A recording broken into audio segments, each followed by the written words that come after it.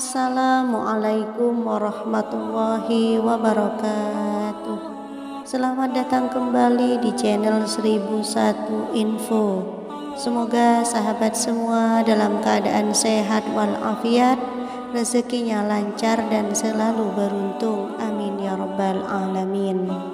Sahabat beriman yang dirahmati Allah, pada kesempatan kali ini saya akan mengulas tentang bacaan dari surat Al-Baqarah ayat 255, yaitu ayat kursi. Ada banyak riwayat yang menyebutkan bahwa ayat kursi merupakan ayat paling agung di dalam Al-Quran, bahkan melebihi langit dan bumi, sehingga layak sekali untuk kita baca kapan saja, seperti waktu pagi dan sore hari sebelum kita tidur dan setelah sholat fardu. Namun ternyata ada beberapa keadaan dan waktu yang kita tidak boleh membaca ayat kursi tersebut. Hal ini wajib diketahui karena agama kita melarang membaca pada saat-saat tertentu agar kita tidak terjatuh dalam perbuatan yang disangka mendapatkan pahala, malah ternyata menimbulkan dosa.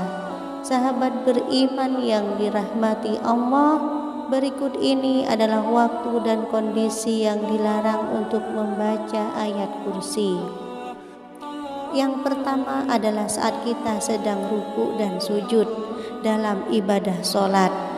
Baginda Nabi melarang kita untuk membaca Al-Quran saat kita sedang ruku dan sujud dalam ibadah sholat.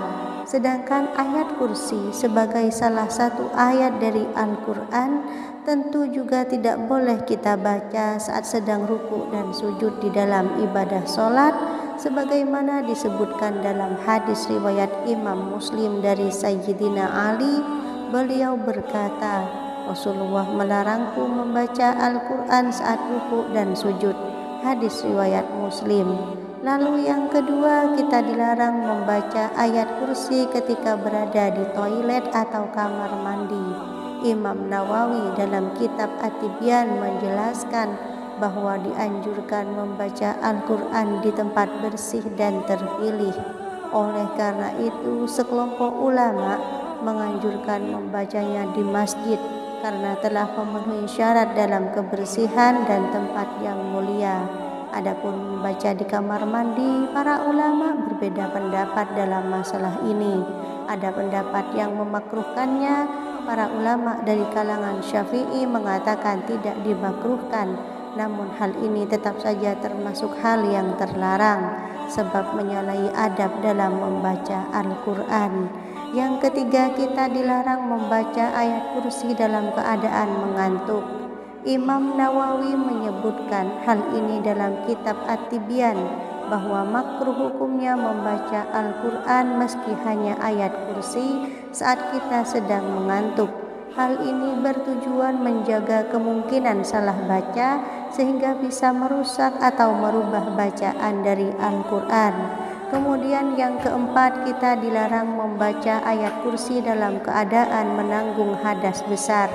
Hadas besar yang dimaksud adalah ketika kita sedang junub, sedang haid dan nifas, sebagaimana disebutkan dalam hadis riwayat Imam Tirmizi dari Sayyidina Abdullah bin Umar radhiyallahu anhu.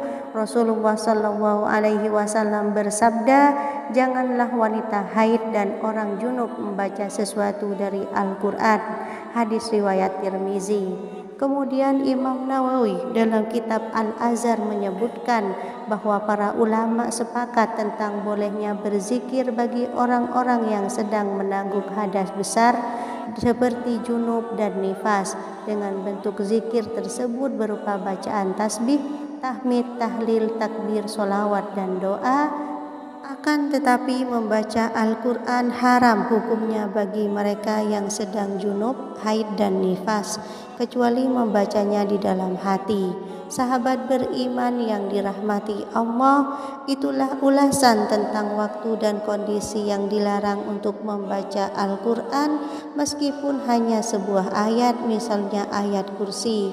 Maka jika ingin membaca ayat kursi, pilihlah tempat dan waktu yang tepat sehingga kita tidak terjatuh dalam perbuatan menambah dosa. Misalnya waktu pagi dan sore hari setelah sholat fardu, dalam keadaan santai di dalam rumah dan sebelum kita tidur. Karena membaca ayat kursi sebelum tidur merupakan anjuran Rasulullah SAW. Sebab dengan membacanya maka orang yang tertidur akan dijaga oleh Allah dan setan tidak akan mendekatinya hingga subuh. Selain itu juga ayat kursi juga bisa menjadi salah satu sebab seorang muslim masuk surga. Dan barang siapa yang membaca ayat kursi setelah selesai sholat, maka tidak akan ada yang menghalanginya masuk surga kecuali kematian. Wallahu a'lam, demikian yang bisa saya bagikan, semoga bermanfaat untuk kita semua. Wassalamualaikum warahmatullahi wabarakatuh.